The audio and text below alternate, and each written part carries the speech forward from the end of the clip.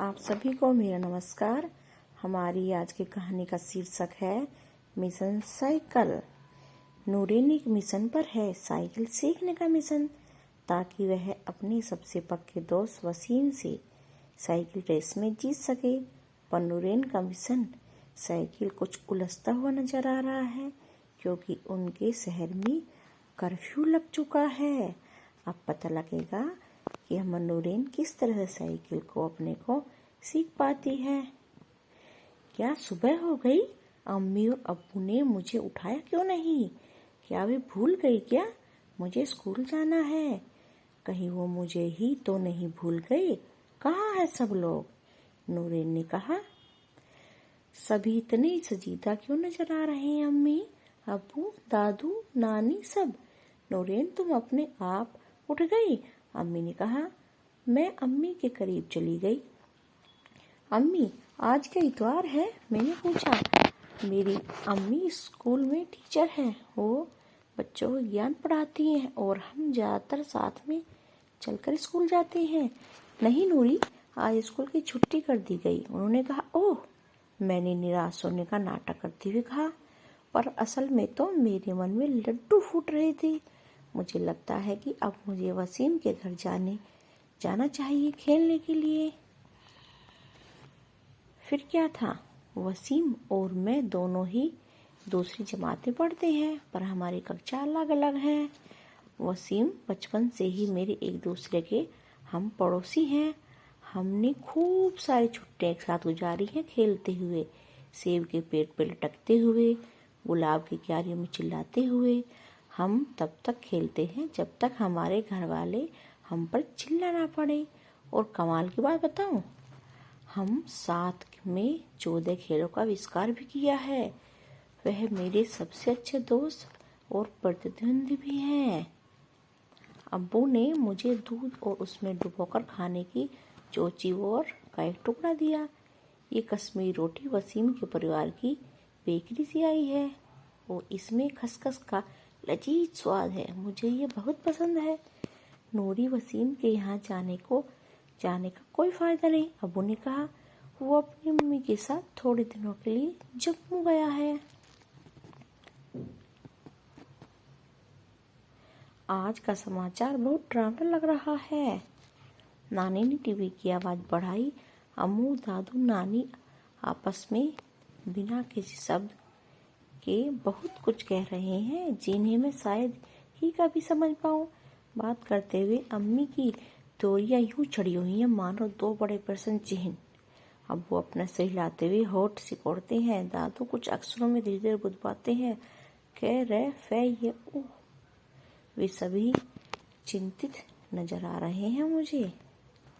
पता नहीं क्या हुआ है। पर वसीम जम्मू क्यों गया? कुछ दिन पहले स्कूल में वापस आते हुए वसीम ने कहा, हम दोनों साइकिल चलाना आना चाहिए। चलो 1 महीने में सीखते हैं, फिर हम स्कूल जाते हुए मुकाबला करेंगे, ठीक है? ओह, हो सकता है वसीम जम्मू अपने चचेरे भाई रफीक से साइकिल चलाना सीखने गया हो। अब मैं साइकिल चलाना कैसे सीखूंगी? तभी अब्बू ने कहा, आज हम दफ्तर नहीं जाएंगे। अब्बू ने कहा, आज सीआरपी के जवानों की संख्या सड़क पर है और भी अधिक है, इसलिए मेरे संपादक ने कहा कि मैं घर से ही काम कर सकता हूँ। अब्बू घर पर हैं। फिर तो मुझे 1 सेकंड का भी समय नहीं गंवाना चाहिए। अब्बू, क्या आप मुझे साइकिल चलाना सिखाएंगे? सिखाएंगे, चिंता ना करो बेटा। अब्बू ने मेरी तरफ देखा और कहा, जरूर नूरी, पर पहले जल्दी से अब नाश्ता खत्म करो। मैं जल्दी से नाश्ता खत्म करने लग गई और महान दूध और चोची वोर अपना कमाल दिखा दो, मुझे शक्तिशाली बना दो। साइकिल अभियान के लिए मुझे ताकतवर बनना है। मिशन साइकिल पहला दिन। ये साइकिल अब्बू अम्मी की तरफ से मेरा ईद का तोहफा है। मैं इसे तब तक साफ करती रहती हूँ जब तक ये चमकने नहीं लगती। ट्रिंग ट्रिंग। मुझे इसकी घंटी की तेज आवाज पसंद है। अब्बू, नानी कहते, नूरी क्यों चिल्ला रही हो? अब्बू जरा देर के लिए बाहर निकले, बाहर का हाल चाल जानने। पर अब्बू ने मुझे साइकिल सीखने का वादा किया था।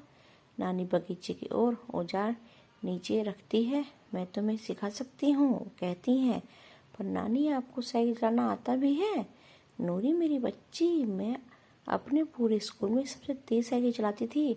चलो अब अपने बाल सवार कर रख लो, बिल्कुल सीधे दीवार की तरफ देखो और पैडल मारना शुरू करो। मैं अपने सामने दीवार तरफ ध्यान से देखती हूँ, पेड़ पर लगे इकलौते आड़ों पर ध्यान केंद्रित करते हुए ध्यान से नानी ने कहा। जैसे ही मैं नानी को देखने लगी पीछे मुड़ी, मैं धड़ाम से गिर गई। मुझे तो दीवार बिल्कुल नजर ही नहीं आई। नानी भागते हुए, नूरी तुम्हें चोट तो नहीं आई? मैंने देखा चोट तो नहीं थी, पर फिर भी मुझे जोर से रोना आ रहा था, इसलिए चलाना कितना मुश्किल काम है। नानी बेकार की बातें मत करो। नानी मेरे माथे को चूमती हुई कहती है, साइकिल चलाना पहला सबक है, यह आपकी नज़रें हमेशा सामने होनी चाहिए। दूसरा सबक, गिरने से कभी मत डरो। साइकिल चलाते समय गिरना बहुत आम बात है, गिरकर ही हम सीखते हैं। मैं अपनी साइकिल पर वापस बैठ जाती हूँ। फिर दूसरा दिन, अपनी मंजिल की तरफ देखो और आगे बढ़ो। तीसरा दिन, साइकिल चलाने के अभ्यास के बाद नानी और मैं सेब तोड़ते हैं। चुपके से बाहर सड़क पर नजर मारती हूँ। सड़क सुनसान, परिंदा भी पर नहीं मार रहा है। जब तुम्हारी अम्मी तुम्हारी उम्र की थी, हम लोगों की इसी तरह के अंदर रहना पड़ता था। नानी बोली। पता चला कि उन्होंने अम्मी और मौसी को भी साइकिल चलाना सिखाया है। वो लोग भी हमेशा गिरते रहते थे, भागकर नानी के पास आ जाते थे। तुम बहुत बहादुर हो मेरी प्यारी नूरी, तुम एक दिन बहुत अच्छी साइकिल चलाओगी, वसीम से भी अच्छी। मैंने पूछा, सच में सबसे अच्छी? नानी ने कहा, हाँ। चौथा दिन, नानी, ओहो, नानी छत पर सर्दियों के लिए सब्जी सुखा रही हैं।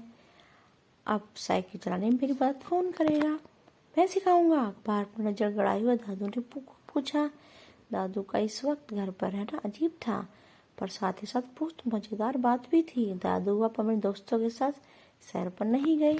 नहीं जा सकते, कर्फ्यू लगा है ना। बेहतर होगा कि मैं अपनी पोती के पीछे भाग कर ही थोड़ी कसरत कर लूँ। मैं अपने आप को आड़ू देखने के लिए दोबारा तैयार करती हूँ, पूरी कोशिश के साथ। और नीचे पर ध्यान बिल्कुल ना दूं। फिर दादू मुझे खतरनाक सुझाव देते हैं। वो पिछले पहिए के साथ जुड़े टेंडर पहियों को निकालना शुरू कर देते हैं। वो चाहते हैं निकालना। सच में? क्या सच में सचमुच मैं 2 पहियों पर साइकिल चला सकती हूँ? यह तो बिल्कुल सर्कस जैसा होगा। जब मैंने ये बात दादू से कही तो वे ठहाके मार के हंसने लगे। हा हा हा हा हा। सड़क पर हर कोई ऐसे ही चलाता है नूरी, उन्होंने कहा। तुम्हें बस अभ्यास करना है कुछ औजारों का इस्तेमाल करते हुए। मैं वे दोनों छोटे पहिए निकाल दिए। 5वें दिन, आहा, मजा आ गया। छठा दिन, हमारा अभी भी बाहर जाना मना है। क्या ये दरवाजा ऊंचा होता जा रहा है? मैं अम्मी से पूछती हूँ। अम्मी कहती है। 7वें दिन, मैं अब घर में ऊब गई हूँ, मुझे स्कूल जाना चाहती हूँ। दरवाजा खोलो, दरवाजा खोलो। काश मैं तुम्हें बाहर ले जा पाती। अम्मी बोली, काश तुम्हें ये सब कुछ देखना ना पड़ता बेटिया। 8वां दिन, दादू ये कर्फ्यू क्या होता है? मैंने पूछा। दादू परेशान हो जाते हैं जब सरकार हमसे कहती है कि हमें बाहर नहीं जाना, क्योंकि जाना सुरक्षित नहीं है। उन्होंने कहा। मुझे वो दोस्तों की याद आ रही है, मुझे वो शिक्षकों की याद आ रही है। काश मैं बाहर जा पाती। हमें और कितने दिन रहना पड़ सकता है? मैंने पूछा। मुझे नहीं पता नूरी, दादू ने आह भरते हुए कहा। बड़े लोगों को यही कहना बिल्कुल अच्छा नहीं लगता। मुझे नहीं पता, लगता है मामला बड़ा गंभीर है। मुझे दादू को इतना उदास पहले बिल्कुल भी अच्छा नहीं लगता, इसलिए मैं खड़ी हो जाती हूँ। ठीक है, मुझे आराम हो गया। 10वां दिन, अब अम्मी की बारी है। वो मुझे ब्रेक लगाना सिखाएंगी। 2 पहिया पर खूब अभ्यास कराती हैं। और चाय के समय दादू नानी बाहर आती हैं और मुझे कौशल दिखाने को तैयार हो जाती हूँ। तभी मैं जोर से एक आवाज़ सुनाई दी, कायूब कायूब। लोग चिल्ला रहे हैं। हम क्या चाहते हैं? अगला शब्द मैं जानती हूँ, आज़ादी। मेरी आंखों में जलन हो रही है। मुझे अम्मी की अपनी गोद में उठाती हैं और हम घर के अंदर भाग जाते हैं। भोजन कक्ष में हम सभी एक दूसरे के करीब लगाकर बैठे हैं, सभी खास रहे हैं। अम्मी, वो क्या था? मैंने पूछा। अम्मी मुझे गले से लगा लेती है, बाहर लोग लड़ रहे हैं, मेरी बच्ची आंखें पोंछती है। मुझे ऐसा होता है कि मेरी आंखों से पानी आ रहा है, उनकी आंखों से भी। जब भी ऐसा हो तो तुम अपना रुमाल अपनी नाक पर मुंह पर रख लिया करो, ठीक है बेटा? मैं अपना सिर उनके करीब पर रख लेती हूँ। मैं थकी हुई हूँ और डरी हुई भी, पर सभी डरे हुए हैं।